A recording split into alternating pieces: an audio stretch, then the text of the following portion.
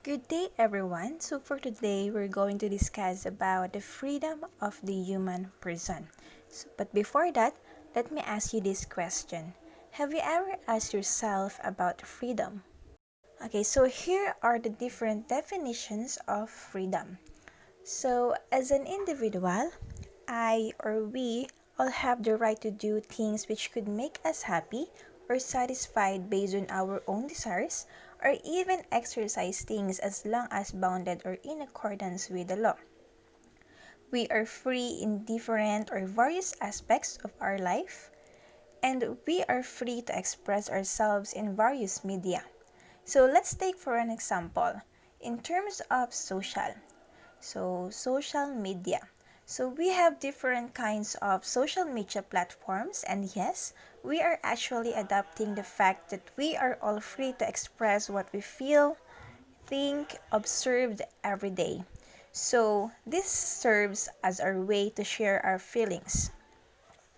Another example to show our freedom is once we are making judgment or opinion towards something or other people. Also, being an individual who are also making a judgment, we should also be open to other people onto whatever they will gonna say or share towards us. Sometimes our freedom leads us for our transcendence. Through our freedom, we exceed beyond our limitations and we tend to explore something new, learning from new experiences, and develop ourselves to become more responsible individual in taking new possibilities in life.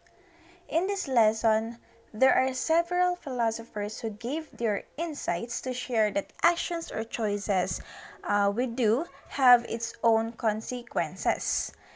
It can either be positive or negative or good and bad in terms of its effect or result. Okay, or its result towards us. So the first philosopher is Aristotle. So he is known for the power of volition. So ano nga ba kapag sinabing volition? So it talks about making a choice or decision, or let's just say will. Okay, so one has the power to make own choices and decisions in life. Kaya kung mapapansin nyo, dun sa mga ibinigay kong activities, una ay naglagay ako ng timeline kung ano ba yung mga hindi nyo makakalimutan or yung pinaka-importanteng desisyon ang nagawa ninyo at that age, although it is really hard to identify, and ano ba yung mga consequences na nadulot nito sa inyo. In this part, the power of volition, so you also need deep self-reflection for this and identify the consequences nga of those decisions or actions. So people or human beings are said to be rational, makatwiran, makatao. A person's reason can control something or cause something, but of course it can be totally done it can be totally done into action once there is a will that is being fully apprehended or agreed through or in terms of intellect.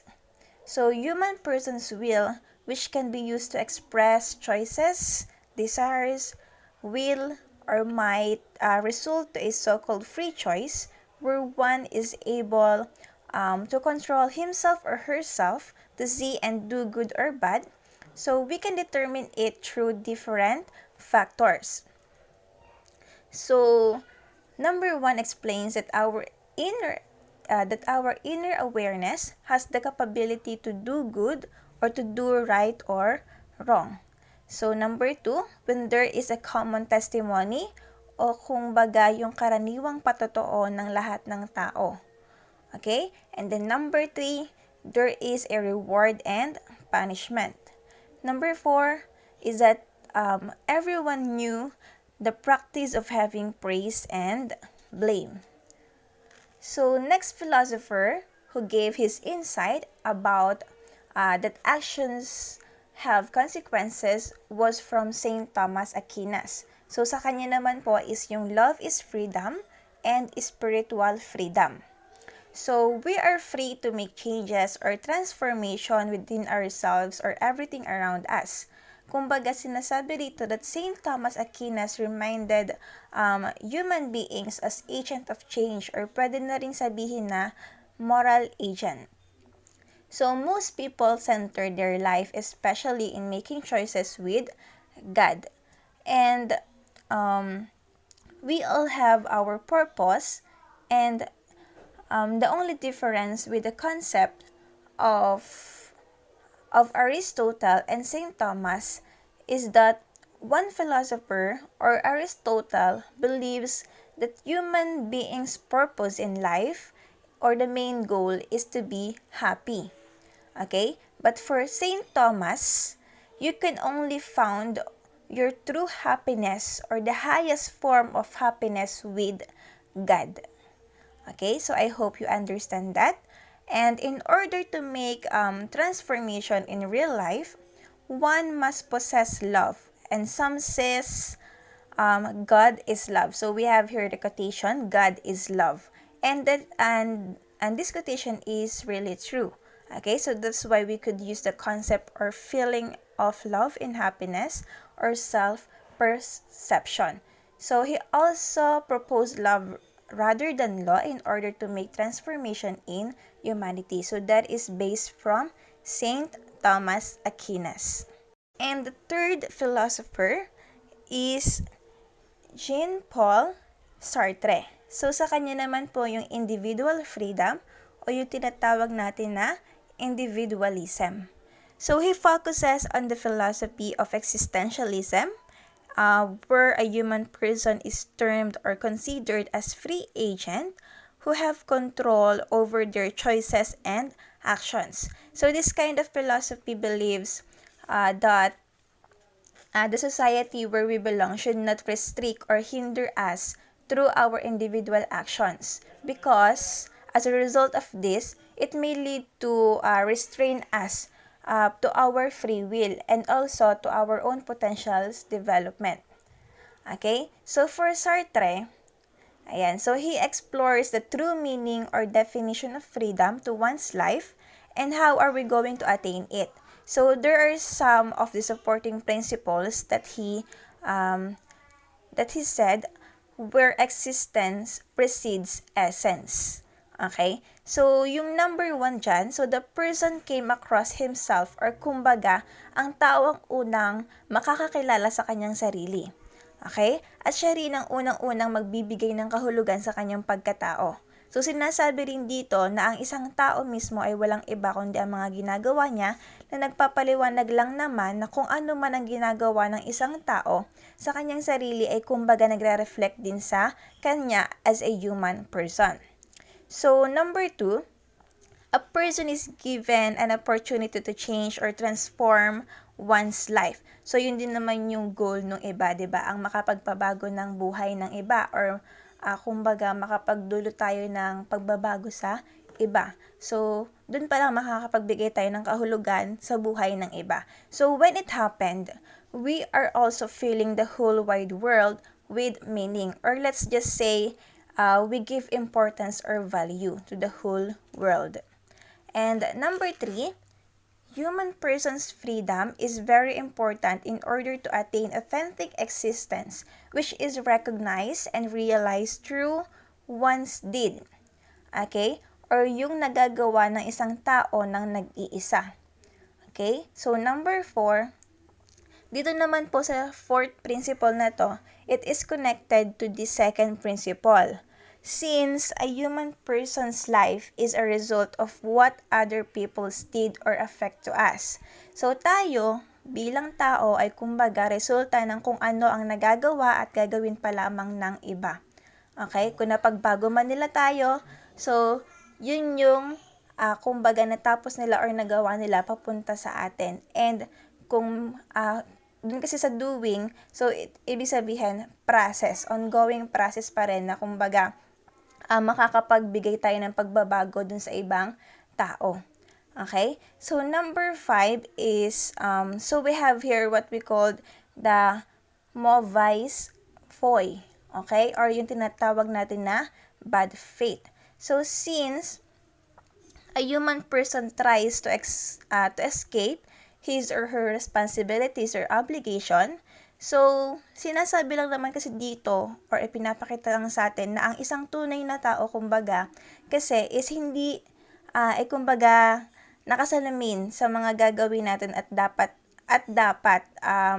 dun sa mga gagawin natin or gagawin natin, we are fully open to those responsibilities to see greater possibilities in life. Okay? So, hindi naman dahilan yung, kumbaga, napakabigat ng mga responsibilities or obligation na mapupunta sa atin is iiwasan mo. Okay? So, dapat dyan, sa mga responsibilities or obligation natin, dapat haharapin mo yan ng buong buo kasi dyan mo mararamdaman or mararanasan yung, kumbaga, susurpass mo yung limitations mo and you're looking forward to a greater possibilities of your life.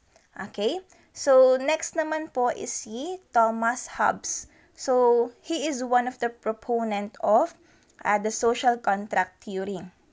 So, this theory is the idea that man decided to enter an agreement because life is in a state of nature.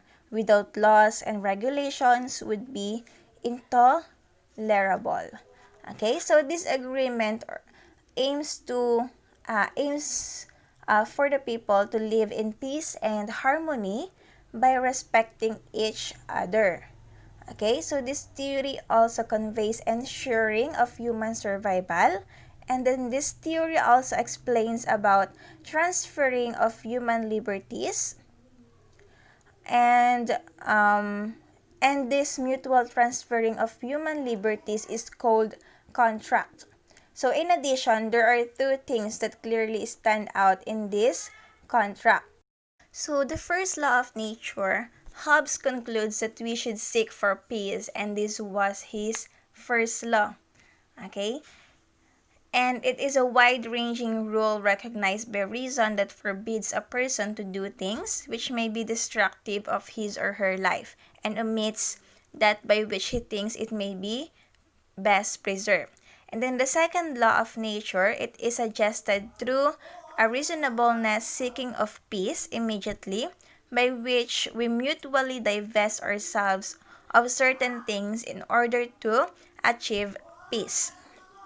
So, yun na nga sinabi ko kanina. So, we have this two things that clearly stand out in this contract. So, first, upon subscribing, individuals promise to submit partly of their rights, freedom, and action to this over to be governed by the sovereign, but it does not exist between the ruler and then the citizens, because the ruler has the absolute power over the citizens.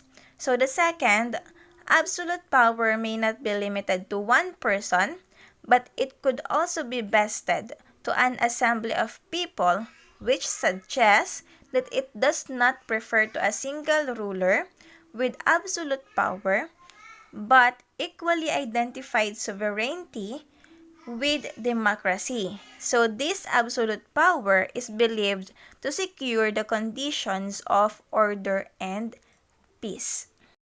The last philosopher is Jean-Jacques Rousseau. So sa kanya naman po, so he believes about good government. So he is also one of the proponents of social contract, but with different view, of which he is very dedicated in outlining the principles of good government, where in fact the citizens have their freedom. And he also attempted to imagine the form of government that best suits and accounts for individual freedom. So he also deals with the principle or concept of freedom more than any other problems or situations of political philosophy.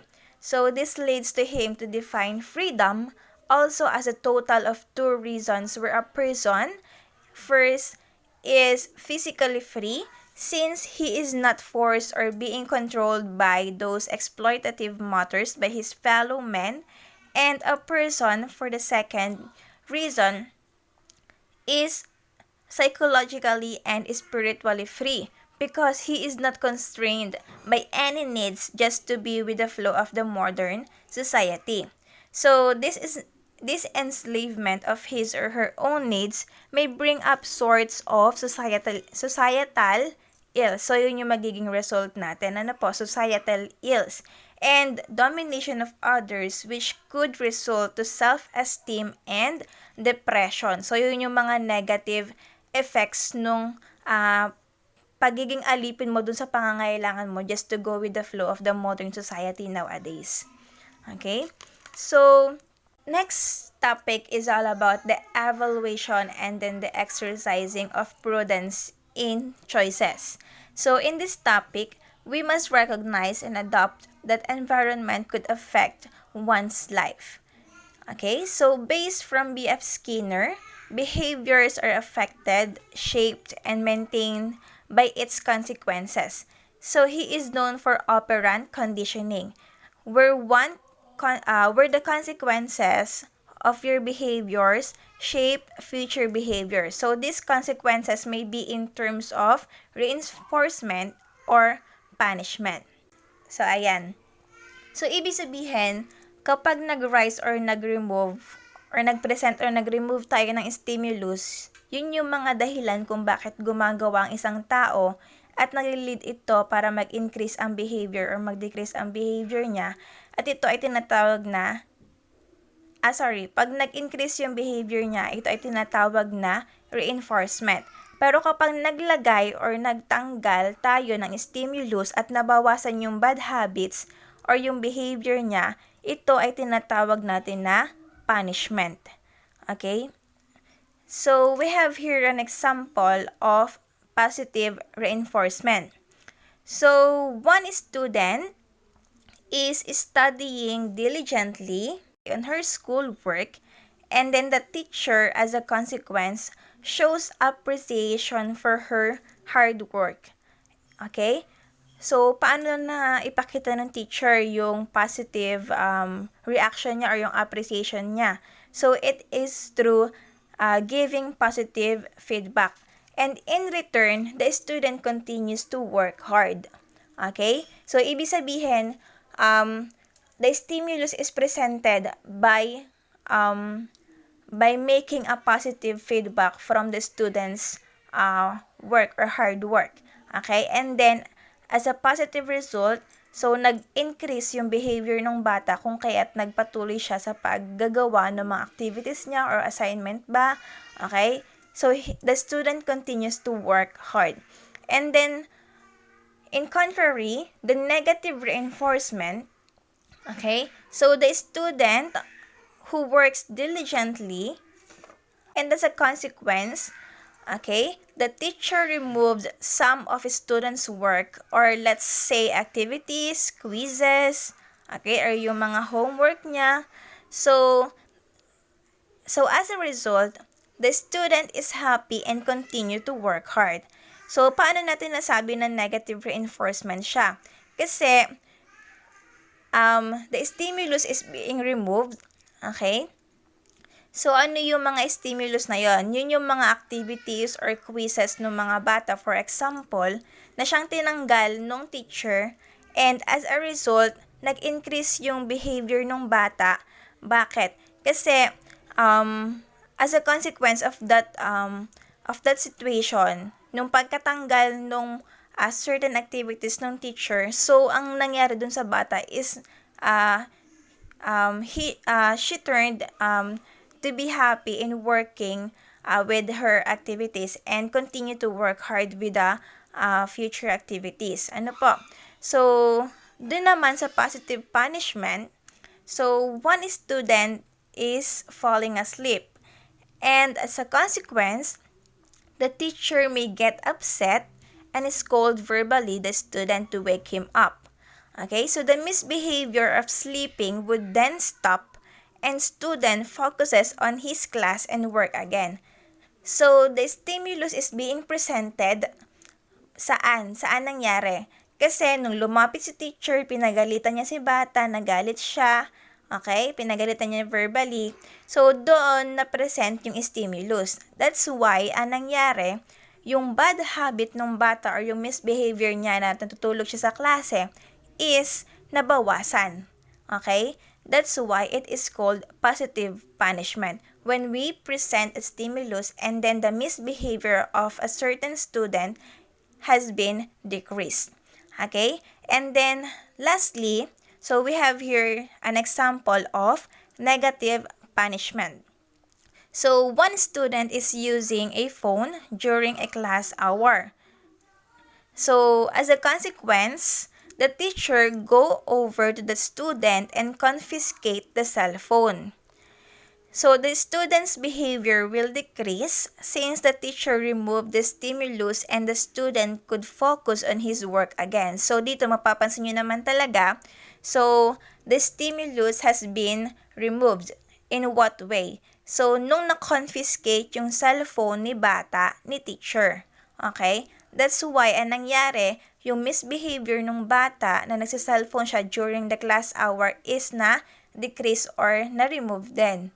Or kumbaga sabihin nga na decrease nga. Ano po? And then, as a consequence of this, yung bata is nakapag-focus sa kung ano man yung activity na ibinigay ng teacher o nakapakinig na ulit siya ng maayos kay teacher. Okay? Yun po yung negative punishment. Ayan. We also have this behavioral psychology according to Yalon. Okay? So, one study focuses on behavioral psychology and it is Yalon who gives his belief and explanation at the concept of rewards and punishment. So, that has been miscalculated the consequence of the environment to an individual. So, pakitandaan po ninyo, ayan, so, that a punishment is an educative measure which aims to prevent the actions from repeating. Okay, yun po yung punishment. So, it can either be mag-input tayo ng stimulus or magtanggal tayo ng stimulus in order to decrease the misbehavior. Okay? At hindi na maging paulit-ulit pang gawin ng isang bata or ng isang tao. And then, kapag ka naman sinabi nating rewards, okay, so it talks about incentives. Okay? It can be in a positive feedback na ibibigay mo sa isang tao. Okay? O kaya magbibigay ka sa kanya ng isang bagay na makakapagpasaya sa kanya. So, that could be a reward that can increase a certain person's behavior. Okay? So, next naman po is yung kay Plato. So for him, he greatly believes that the soul of every individual possesses the power of learning the truth and living in a society. So everything around us might change and we should always be ready to adapt those changes and become more responsible. So the next slides will focus on the choices which have consequences, and some things are given up while others are obtained in making choices. One philosopher, okay, give his idea about individualism. So he is Ayn Rand. Okay? So he supposes that individual mind is an important tool for economic development. So thinking is volitional, where a certain person has an ability to think or not, or that certain person uses his or her intellect. So individualism is related to one's dependency because an individual needs. So dito may encounter nyo rin po yung term natin na loob, which is a personal concept before, but it is actually an interpersonal concept and social concept which touches human aspect. So it is based on Christian value of sensitivity that causes the relationship between give and take. So it shows sharing of oneself to another or to others, and inherent goodness of human beings represents the values of loyalty, generosity, camaraderie, and respect. So please remind the word sakop as harmony that helps through a full improvement of Filipinos, but this can affect negatively in terms of social and financial. Kasi, okay, so sinasabi kasi dyan that Filipinos must be responsible enough in uplifting their members or family members financially and socially. So, example natin dito is meron tayo nung isang successful or wealthy member of the family who shares their gain to those who needs help. But there are some beneficiaries or yung mga natulungan, okay, who have been helped, yun nga sabi ko nga, who do not use that assistance into good or think of the most important matters. Okay? So, yun kasi yung, kumbaga, yung thinking ng ibang tao. Ano po, natulungan ka na pero hindi mo ginagamit sa mas maayos na bagay or mas maayos or yung pinakang kinakailangan mo yung naitulong sa iyo. Ano po? So, in this individualism, so personal worth and dignity must be given value that can be found to one's kalooban. Okay? So, Rand's individualism helps in honing every Filipino's capacity and strengths. So, it reinforces self-sufficiency or yung tinatawag natin na kasarilihan. Okay? And then, it also leads to self-respect and enhances Filipinos' pride and respectability. So, dito rin po kay Ayn Rand na individualism, so he says that every Filipino should be given an opportunity to develop inherent or innate talents which could help in societal development. So, individualism may go to authentic or genuine changes, but of course, it should not just for outward appearances.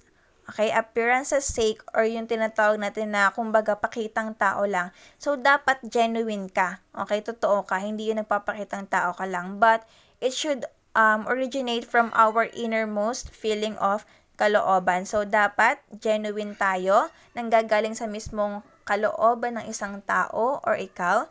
Okay? So, ayan po. In order to make changes. Okay? So, that is the end of my presentation about the freedom of the human person. So, if you have clarifications, you may send a direct message on my messenger account. So, yun lamang po at maraming salamat sa pakikinig.